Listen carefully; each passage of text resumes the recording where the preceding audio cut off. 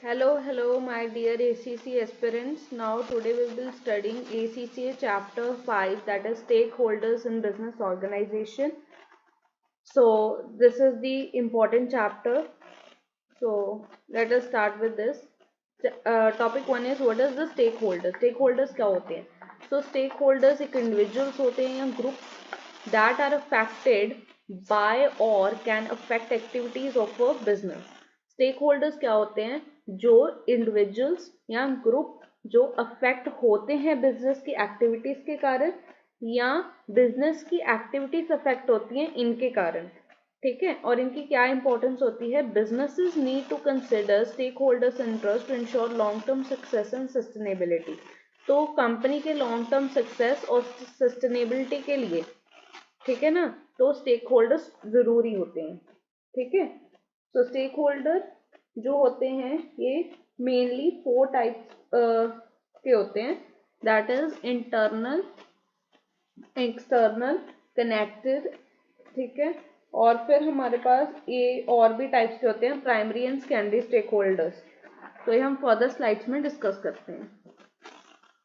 अब देखो, types of stake holders में हमारे पास इंटरनल स्टेक होल्डर्स होते हैं.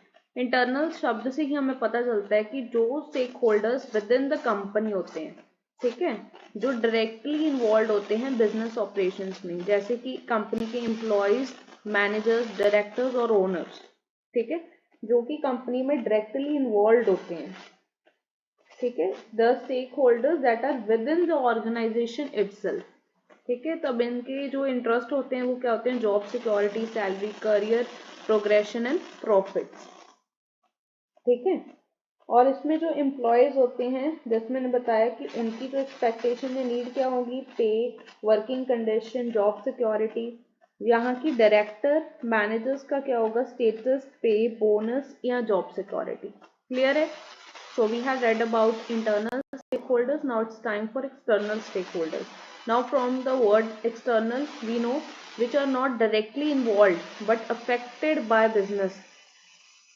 ठीक है, तो इनके एग्जाम्पल्स हैं जैसे कि customer, suppliers, government, community and bank. इनके इंटरेस्ट क्या होता है? कि प्रोडक्ट की quality, fair pricing, compliance and ethical practice.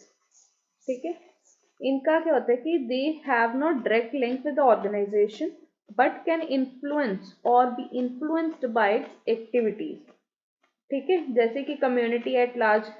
ठीक है, लोबियस्ट बोलते हैं इन्वायरमेंटल प्रेशर ग्रुप्स को, और गवर्नमेंट जैसे होगी.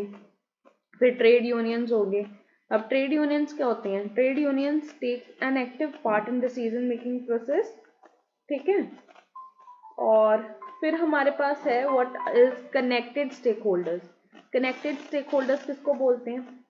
Connected stakeholders which have a formal relationship with the organization means either they have invested or have dealings with the firm like suppliers, employees and shareholders.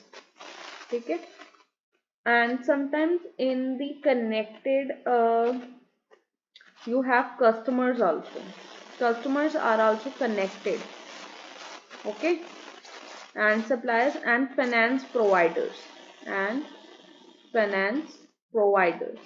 like banks and other institutes, but only that in which you have invested or are giving you loans, not all. Other are external. Clear with this topic? If you have in case any doubt, if you want to reach me out, just comment in the comment box. Okay, तो next topic है primary stakeholders और secondary stakeholders के हैं. Primary that are vital for business survival, जैसे कि employees, customers, investors and suppliers. और secondary stakeholders which influence और influenced indirectly, media, pressure groups, general public. ठीक है, तो जो प्राइमरी होते हैं ना, वो कॉन्ट्रैक्चुअल होते हैं. सो दे आर कॉन्ट्रैक्चुअल. ठीक है, और इनका कोई कंट्रैक्ट नहीं होता सेकेंडरी वालों का. ठीक है, फिर हमारा टॉपिक है that is share holder conflict. Share holder conflict क्या होता है? शेयर होल्डर या स्टेक होल्डर, जो भी आप लगा लो, क्या कन्फ्लिक्ट है इसका?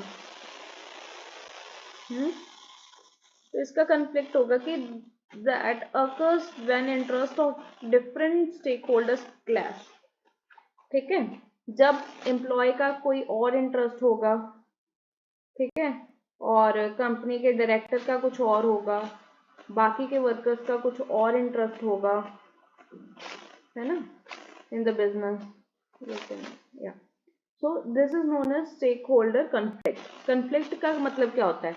झगड़ा, लड़ाई। So this is known as कि जब डिफरेंट ओपिनियंस मैच नहीं करते, ठीक है, इंटरेस्ट मैच नहीं करते, लोगों के झगड़ा होता है, दैट इज कन्फ्लिक्ट। तो इसको बोलते हैं स्टेक होल्डर कन्फ्लिक्ट। और इसमें सारे स्टेक होल्डर्स आते हैं आपके, internal, external, connected, primary, secondary and etcetera.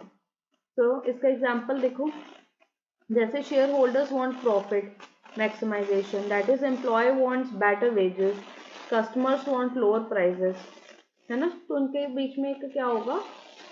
Conflict generate होगा, जिसको स्टेक होल्डर कन्फ्लिक्ट बोलते हैं। ये टॉपिक आप एक बार कर लेना because it's important. Next is this is very very very very important, सबसे ज्यादा इंपॉर्टेंट पूछा गया topic in the exam. This is most important, that is Medlow's power and interest matrix.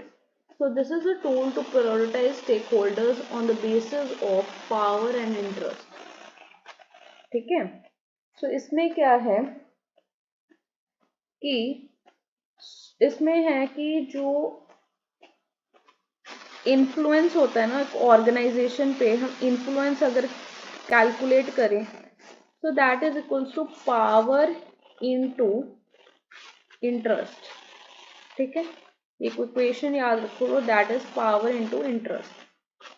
ठीक है, तो इसका एक ग्रिड बनता है, पावर, इंटरेस्ट एंड स्ट्रेटेजी। जब हाई और हाई हो तो कीप लेयर्स, जब हाई पावर और लो इंटरेस्ट हो तो कीप सेटिस्फाइड, जब लो पावर और हाई इंटरेस्ट हो कीप इन्फॉर्म, जब लो पावर और लो इंटरेस्ट हो तो मिनिमल एफर्ट। इसका मैं ग्रिड बना के आपको अभी समझा देती हूँ।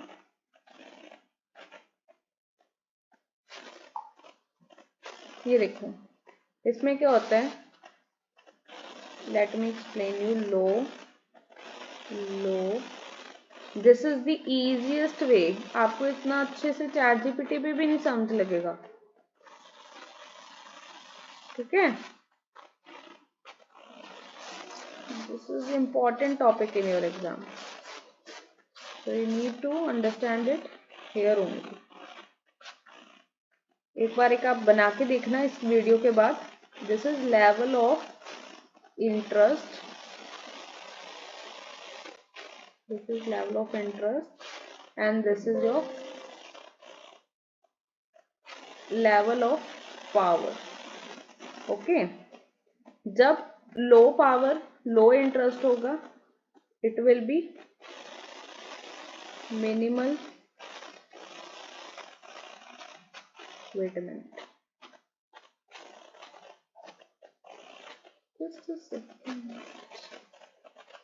तब यहाँ पे आएगा मिनिमल एफर्ट।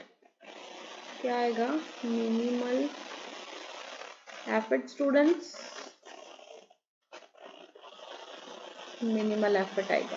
जब आपके पास पावर ही नहीं है कुछ करने को, इंटरेस्ट ही नहीं है, तो आप एफर्ट ही नहीं डालोगे उसमें। बट जब आपके पास लो पावर हो, पावर कम हो बट इंटरेस्ट हाई हो आपका, तो आप हर मामले को लेके क्या लोगे? कीप इन्फॉर्म्ड रहोगे, यस और नो। उसके बाद अगर आपकी पावर हाई हो और आपका इंटरेस्ट कम हो, आपके पास ताकत ज्यादा है बट इंटरेस्ट आप में है ही नहीं, तो आप क्या रहोगे? आप बस सेटिस्फाइड होगे, कीप सेटिस्फाइड। ठीक है ना। फिर अगर आपके पास हाई पावर हो और हाई इंटरेस्ट हो तो आप क्या होगे? की प्लेयर होगे। क्या होगे? की प्लेयर। तो बस ये इतना सिंपल तो है, आप एक बार करके तो देखना। तो next next topic is sources of stakeholder power. कहाँ से पावर आती है स्टेक होल्डर्स में, और मतलब ये पावर कितने टाइप्स की होती है बेसिकली इसमें ये बताया गया है। तो इसमें मैं बता देती हूँ आपको, हमारे पास 5 टाइप्स ऑफ पावर होती है। एक लेजिटिमेट पावर होती है, एक reward power, coercive power, expert power, और एक होती है रेफरेंट पावर। लेजिटिमेट होती है कि formal position in the organisation, ठीक है, जैसे सीईओ हो गया, सीएफओ हो गया, ओके। तो इसमें वो होता है, ठीक है। रिवॉर्ड पावर क्या होती है? Ability to provide benefits like managers giving bonuses, okay. Coercive power क्या होती है? एबिलिटी टू पनिश, मतलब फाइन्स दे रहे हो, डिसमल कर रहे हो, ओके। एक्सपर्ट पावर होती है कि स्पेशल नॉलेज और एक्सपर्टाइज जिससे आप सीख रहे हो, ठीक है। Referent power is influence due to respect और admiration, okay. So this you need to just read it once and keep it remember। बाकी आपका जो भी ये है चैप्टर मैंने फुल्ली कंप्लीट करवा दिया है आपको। This is the easiest explanation on the internet, okay, and just learn it once, and if you like my video just subscribe to my channel and like this video. If in case any comment, any doubt, just comment me once. Thank you and bye bye.